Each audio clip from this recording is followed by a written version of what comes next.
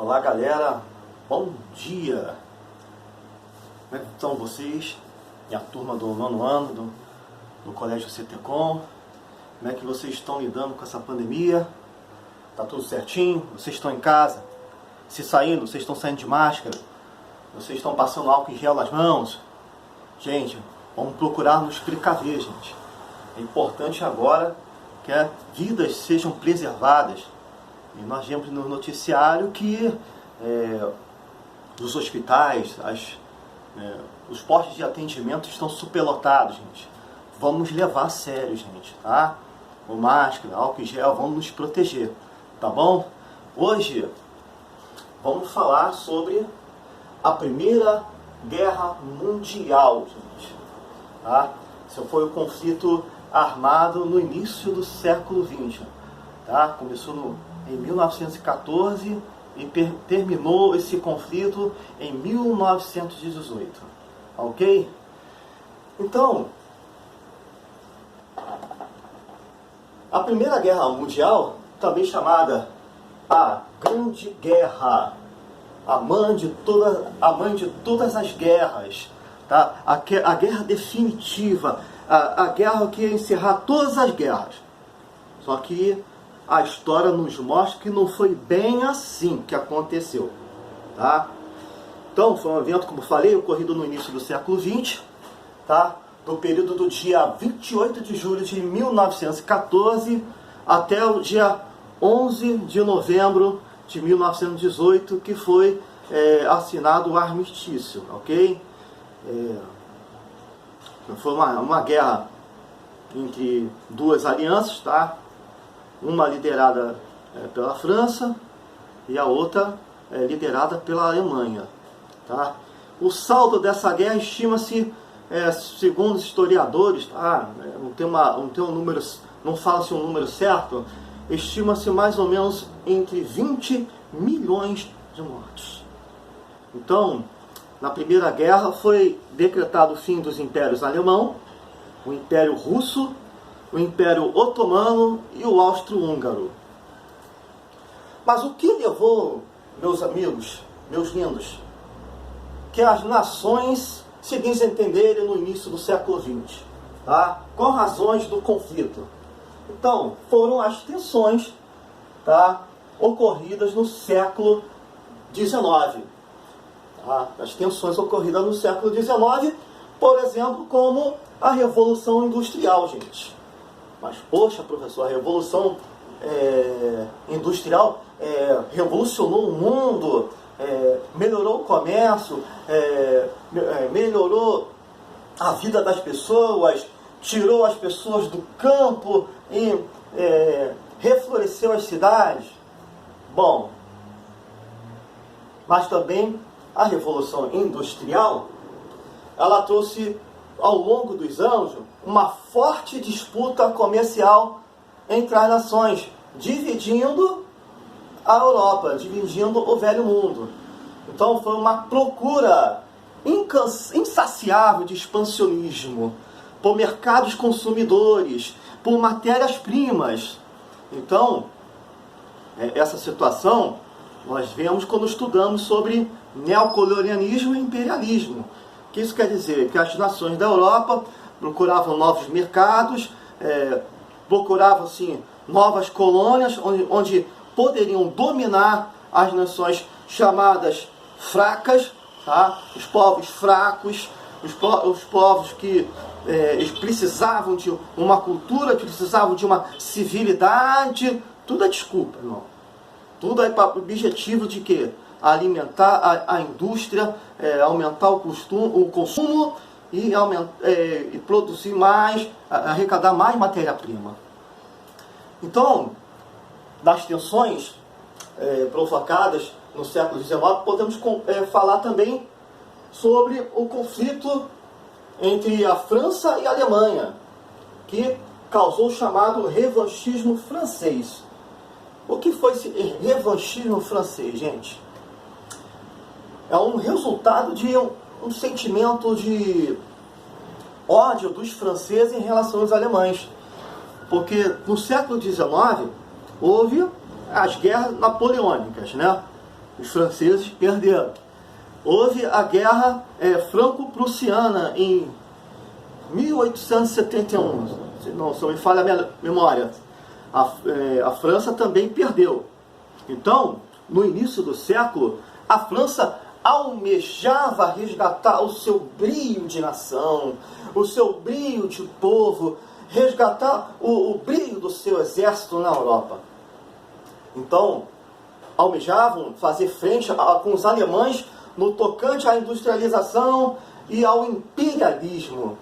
E os franceses almejavam restabelecer a supremacia política, comercial e militar em relação à Alemanha. Então, outro fato que é de herança das tensões do século XIX, que causou, essas tensões causaram, foi uma corrida armamentista, irmão. Mas que seria essa corrida armamentista conhecida, olha gente, notem muito bem isso, conhecido como a Paz Armada. Foi um período, podemos dizer que na história política da Europa ficou caracterizado pelo forte desenvolvimento da indústria bélica das grandes potências e a crescentes tensões nas relações internacionais, irmão. Então, as nações estavam se desenvolvendo na indústria, né? Buscando novos mercados, um querendo prevalecer entre o outro. Então, isso também gerou um sentimento de procurar se protegerem, se preparar para um possível conflito. Então, houve uma corrida armamentista, uma paz armada, que em qualquer momento poderia estourar uma guerra, como aconteceu, gente. A política na Europa, na época, ela foi baseada na ideia expressa de uma máxima latina que quis dizer assim, vamos dizer como é que era, si vis pacem para bellum. O que isso quer dizer? Tá? Vou repetir aqui. Si vis pacem para bellum, que significa, se queres a paz, prepara-te para a guerra. E tudo isso resultou em um conflito, né? Um complexo de... Conflito não, gente, perdão. Tudo isso resultou num complexo sistema de alianças, né? Sistema de aliança, em que as nações estavam em conflitos, mas sem estar em guerra. Então, essas alianças, que vamos falar depois aqui na política de alianças, tá? Isso vamos falar um pouquinho mais à frente. Outra razão para que as nações desentendessem, vivessem assim em alta tensão, foi a chamada Belle Époque. Foi um período da história, no início do século XX, uma atmosfera, foi um ambiente de maior intelectualidade, tá, na Europa. Já havia um ambiente, um clima intelectual e artístico na Europa sem precedentes, tá? Essa Belle Époque, ela foi de 1871, quando acabou a guerra franco-prussiana, e ela terminou no início da Primeira Guerra Mundial. Mas o que foi esse período intelectual? Foi um período marcado por euforia, uma euforia provocada pelo progresso tecnocientífico da segunda metade do século XIX em diante. Então, a Belle Époque foi um período marcado por avanços tecnológicos, avanços científicos e avanços culturais. Então, nesse período, eu tenho até dificuldade de pronunciar, Belle Époque, tem um acento, né? Eu com francês é complicado, mas vamos lá. Temos no período a invenção do telégrafo, temos no período a invenção do telefone, que revolucionaram as formas de comunicação, Temos nesse período a invenção do automóvel, a invenção do navio, a invenção da locomotiva a vapor, que revolucionaram os transportes.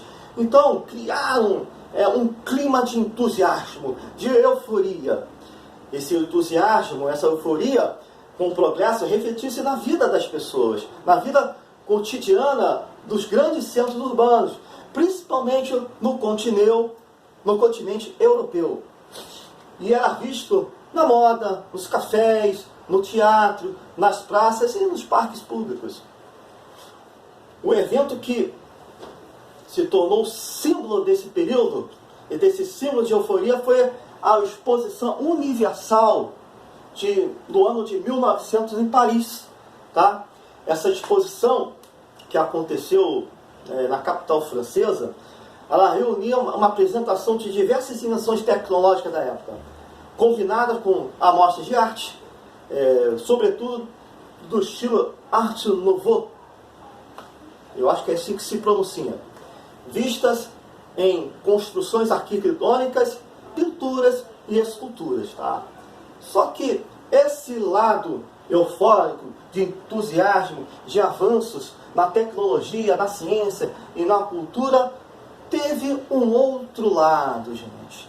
O lado, vamos dizer assim, o lado sombrio da força.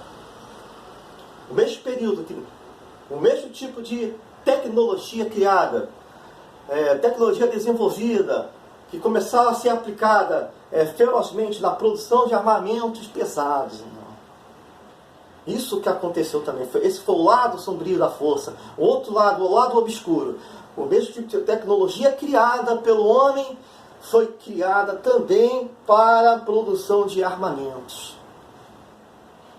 Armamentos pesados, jamais vistos na humanidade até o período. Por exemplo, como bombas de grande poder de destruição, canhões, carros blindados, chamados tanques, metralhadoras, gases tóxicos, entre outros. Além disso, foi recém-criado o avião, um dos trunfos da Belle Époque, tornou-se também uma arma das mais temidas. As grandes potências da época, como França, a Rússia, Inglaterra e Alemanha, cada vez mais acentuavam o seu nacionalismo.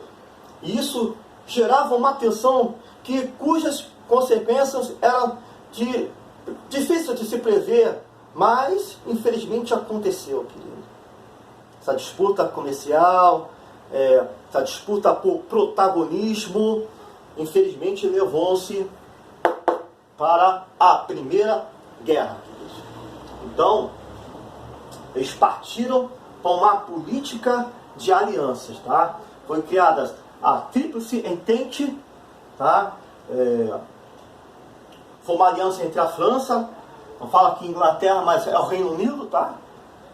O Império Russo e Tríplice Entente e a Tríplice Aliança. Uma aliança entre a Alemanha, o Império Austro-Húngaro e a Itália. Eu vou dar uma pausa agora para poder dar uma apagada aqui para a gente continuar, tá ok? Espera só um pouquinho.